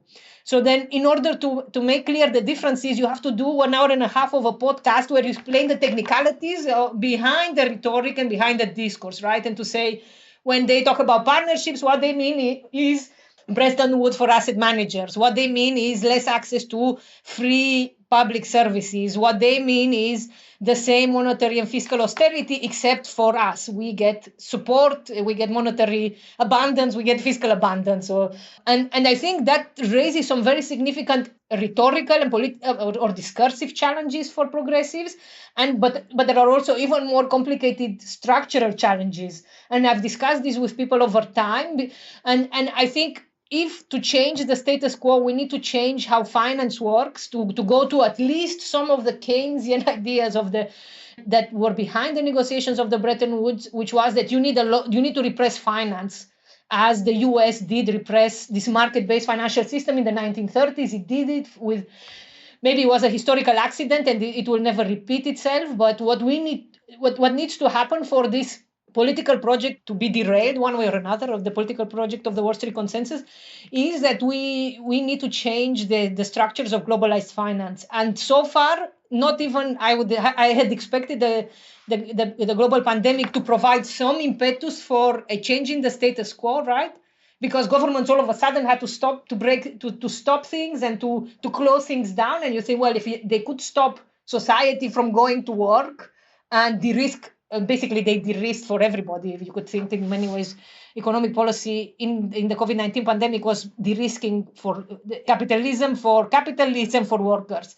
But I think I was very optimistic, and it's not possible unless the political change is not going to happen in the way that we would like to now, because it would mean nationalizing pension funds, it would mean nationalizing insurance companies, it would mean nationalizing a $10 trillion asset manager. I mean, from where does the politics come for that? I don't know. But maybe just countries in the global south could do it differently. I'm speaking here as somebody who lives in a former metropolis, and I'm not very optimistic. In fact, well, when we see what happened during this pandemic, I think that you could say that Daniela is right to say that, well, we could not be too hopeful about, let's say, some kind of revolutionary dynamics in the global north. Because if the global south, or if you wanted to tackle this pandemic, we know that, well, maybe all the global south should have access to the vaccines. The vaccines have been freely made available to the manufacturers by the states, because it has been subsidized a lot by the states. For example, Moderna did not pay anything for the research and so on. But when I say I exaggerate a bit, but they receive a lot of subsidies to create that, And most of the initial research was public research, And despite that, those vaccines have not been made available to the global south. I mean, in the quantities needed and also at affordable prices.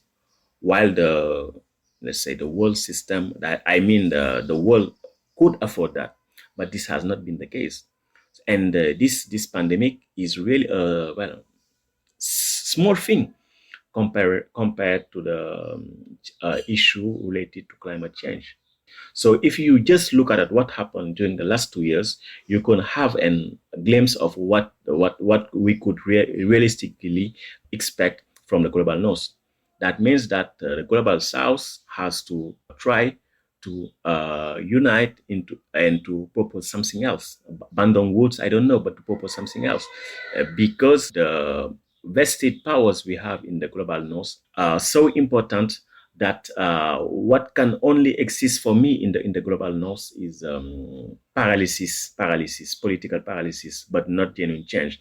And if you see, this is something really ironic, because this guy, Francis Fukuyama, I think in 2010 or 2011, he wrote an article in the Financial Times saying that, well, the US has no lesson to give to China about democracy and so on. This guy who was talking about the end of history, liberal democracy, and so on.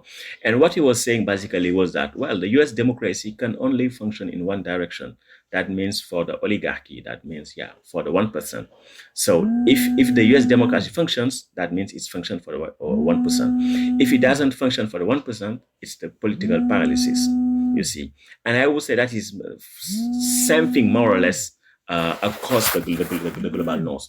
That means that the global south have to have another strategy, because one thing I like a lot about modern monetary theory, MMT, is the idea that what is technically possible could be financed domestically. And I think this is a very empowering message, because that means that you have to conceive of your development differently. That means that those old debates about the appropriate technologies, that has to be, revived, because we are not obliged to use the technology coming from the global north. Maybe they are much more efficient, etc. But maybe that would expose us in terms of financial dependency, technological dependency, and so on. In this current period, what we need is a form of critical imagination, imagining things differently. because I believe that the kind of prosperity we need in the global south has to be something different from what has been achieved in the global north. Because what has been achieved in the global north, we could all observe it, is based on very particular, let's say, historical conditions, but also an ecological exceptionalism. So we could not emulate that because it's not possible, because it would only bring a civilizational collapse. But that means that we have to think differently. And one of the things that the Wall Street Consensus, the G7, G8, what they do not say is that, for example, in this current world, we are still in a world where there are net monetary flows from the global south to the global north, and net flows of biophysical resources from the global south to the global north. So whatever they take as policy measures that does not address this structural phenomenon will not allow us to go through a world where we collectively will be able to tackle climate change and create prosperity for everybody. So there are structural issues which are never addressed. And that is really important, because part of the solutions should come from within. That means from the global south, with, let's say, alternative financing structures, alternative technologies, and alternative way of defining prosperity, wealth, etc., development. You know, we were so close. We almost got through this without anyone mentioning MMT.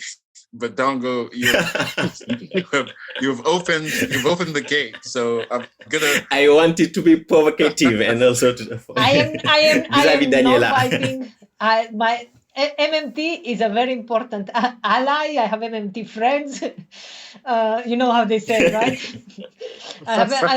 Well, Ndongo is an MMT friend. But yes, I fully subscribe to the optimistic message that countries in the global south should not take lessons from countries in the global north of either how to carve socioeconomic trajectories or how to ruin the environment for everybody.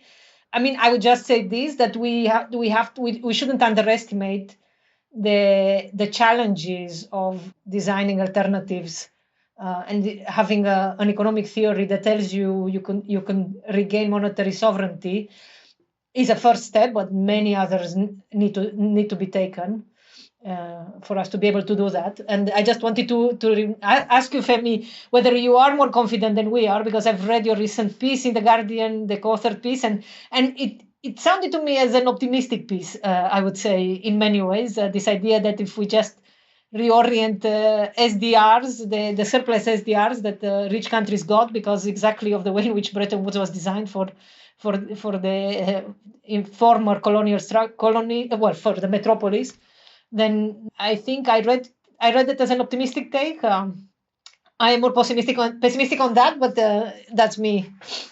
I don't know if I would think of my take as optimistic, but I think something similar to what Ndongo said earlier, which is it would be good for there to be something like a Bretton Woods conference, right? Things like MMT, discussions about development have taken their cues from a really historically exceptional path to development, ongoing ideologies of ecological exceptionalism, right?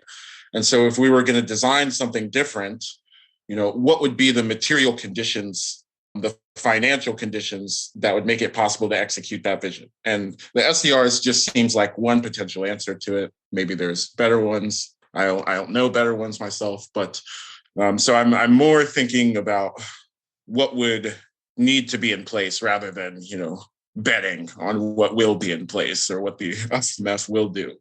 But I do want to follow up on this bit about exceptionalism, right? Maybe MMT is the answer, maybe something else is the answer, but maybe this constituent idea of economic sovereignty and monetary sovereignty, what does that look like in a world that would have a Bretton Woods conference? So if we had MMT-like ideas about maybe a developmental state instead of the de-risking state, or somehow using some set of institutions, maybe the state, maybe another set, to pursue the kind of developmental and ecological goals that are compatible with continued life on this planet on anything like just terms. maybe even terms of solidarity. What kinds of economic thoughts would be foundational to a conference like that? And Ndongo, why do you think MMT gives us tools for thinking about that? And Daniela, why don't you think it does? Daniela is sympathetic to MMT, so she's not an enemy of MMT, but maybe she has much more nuanced, let's say, arguments about MMT. Well, my position, I would say, derives from two authors that have influenced me a lot. Celso Furtado, the Brazilian economist, and Samir Amin. Celso Furtado wrote a book in 1974 called The Myth of Economic Development. It has been translated into English two years ago. And it's a very important book. And his argument in this book is that, if we try to emulate the West, in fact, this will lead to civilizational collapse, because the development of the West have been based on the net appropriation of the resources of the global South. That is not his word. I think they would use the word third world at that time, you see. And also, the thing is that the type of industrialization we had in the global North, we could not have it in the global South. And he took the example of Brazil, because Brazil had a very important period of industrialization, let's say between in the 1920 and 1980s. It was a strong period of, let's say, industrial development. But this industrialization did not create prosperity in the West, because it was just a kind of industrialization based on import substitution, but also the creation of products that would be, let's say, luxury products, in the sense that they would be consumed only by a minority of the population. So that created a very skewed pattern of industrialization, with a lot of inequalities and a lack of homogeneity, let's say, in the population, because in the West you have, for example, some kind of let's say homogeneity, because most people are wage earners, etc. They have stable income and so on. And so that was his argument, saying that, we have to have something else, because obviously we could not emulate the West. And that was also a type of argument used by Samir Amin. I think that is the most important argument made by dependency theory and the likes. Samir Amin was saying that if you want to have, let's say someone in Niger or in the Republic of Central Africa wants to have the same income, let's say compared to someone in Europe or in New York, we would need, let's say, 5 new Americas, 5 new. That means empty places where we would put people to be there. That means that the idea of economic catching up is not realistic. It's not possible. But that does not mean that people are doomed to poverty, inequality, and so on. That means that they have to find something else, because the development model of the West is based on ecological exceptionalism, but it also is based on a waste of resources. That means if you want to catch up with, let's say, the average New Yorker, you have also to catch up in terms of waste of resources, but you can't, you see. So that means that you have to find something else. And that is the agenda behind delinking. When he says delinking, it's not a way of saying that we are preaching autarky, but we have to redefine the relationships between the domestic economy and the world economy. So, for example, one aspect of delinking is what Daniela says about we have to tame global finance. We have to have domestic finance. And if we have foreign finance, that should help, let's say, improve domestic capacities and so on. But we know that this is not easy, because you have to find the right alliances inside the country, so that to be able to have this agenda of delinking. Because the agenda of delinking is just, let's say, a kind of period. You could say that China delinked after the Second World War until 1980s. So you need that kind of, let's say, political alliances in order to have such a kind of program. And where I find MMT, let's say, coherent with this kind of thinking, is that, the dependency theorists and so on, they did not talk about monetary, banking aspects, etc. And what is important about MMT for me is not a theory about monetary sovereignty. They only talk of monetary sovereignty as the capacity of the sovereign issue of the currency to pay its obligation in its own currency. So it's a sovereignty, monetary sovereignty, as ability to pay for the sovereign currency issuer. But there are other aspects of monetary sovereignty, for example, which are not taken into account, for example, in the monetary literature. For example, if you see, for example, the work of Samir Amin, because at one point he was advising government in West Africa to dealing from the CFA franc, he was saying that, well, if you have your own national currency and you do not control the banking sector and the financial sector, well, you don't have a national currency. It's not a national currency. So it can't work. You can't delink, you see. So that means that you have to take into account the banking sector. You have to, as Daniela said, financial repression. I know they neoclassical use that to say that it's bad, but you have to have some kind of financial repression. We are going to create credits. We are going to allocate savings to some particular industries, etc. We are going to avoid, let's say, luxury consumption, etc. So you have this additional layer, which is, I think, beyond the MMT. It's not in contradiction with MMT, but it's another layer.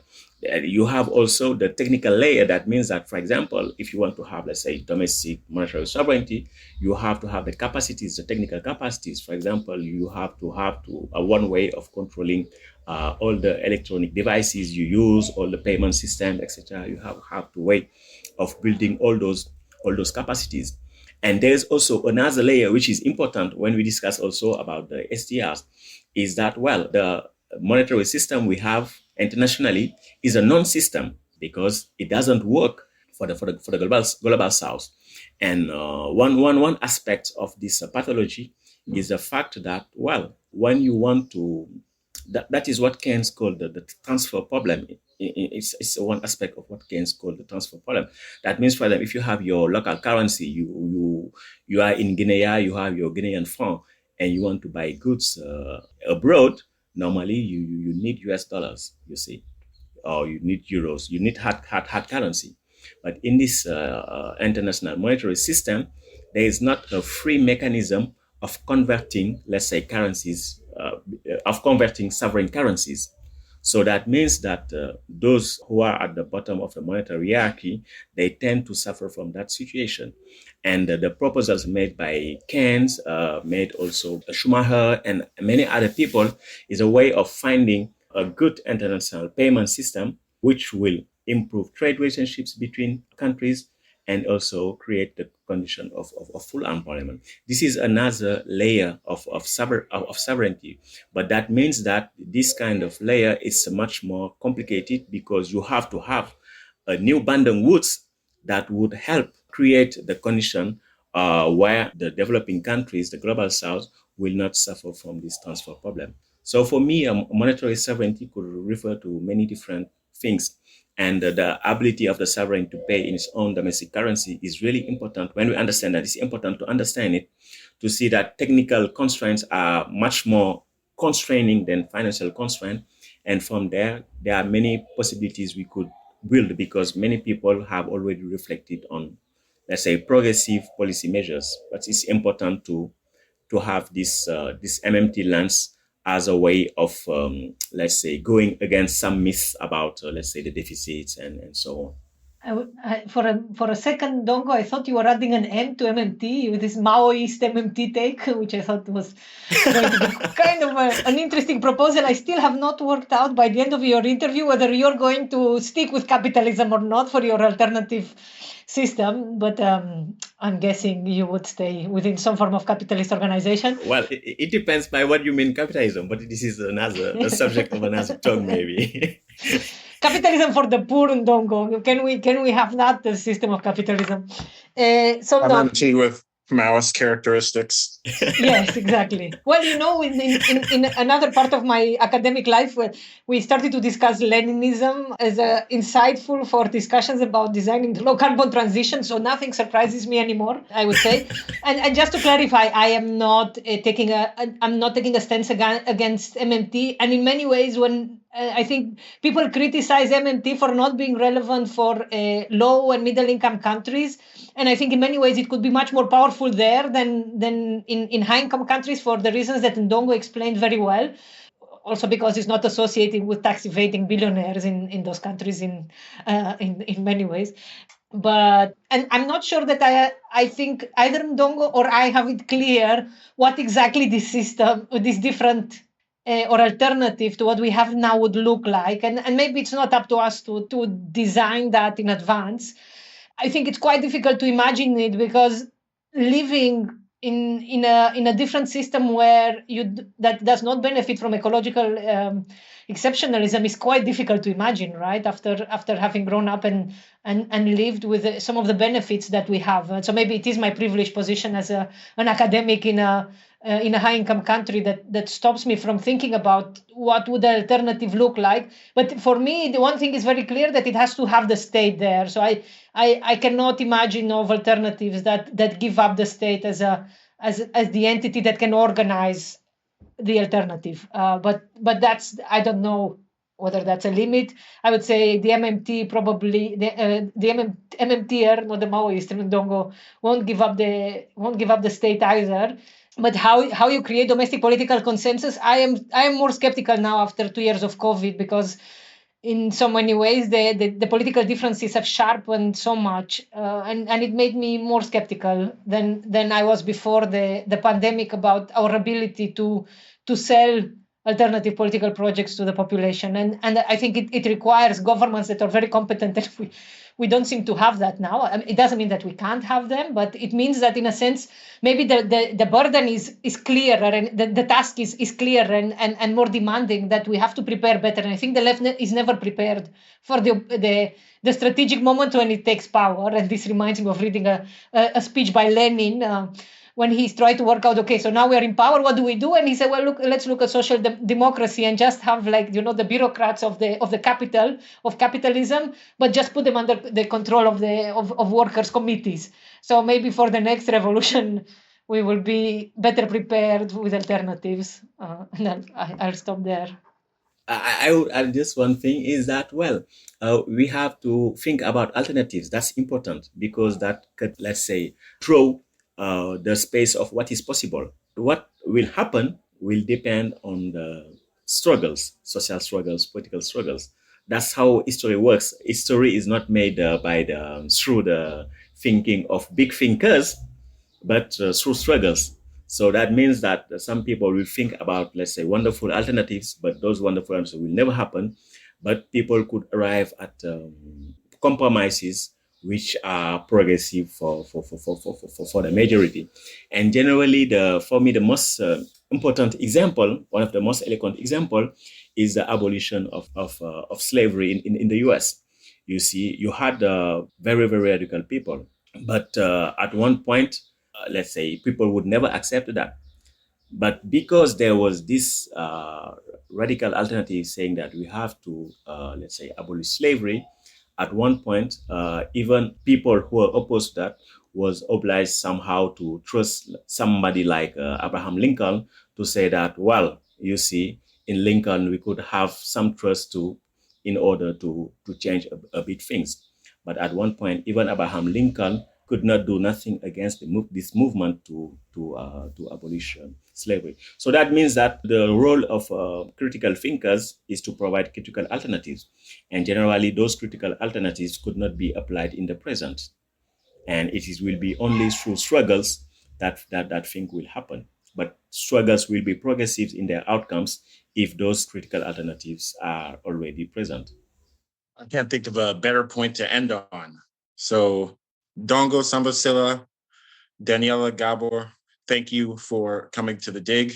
Many thanks, Femi. This was a very, very interesting conversation, and far more in-depth and detailed than I expected, but it was great. Thank you. Yeah, it was really great and challenging too.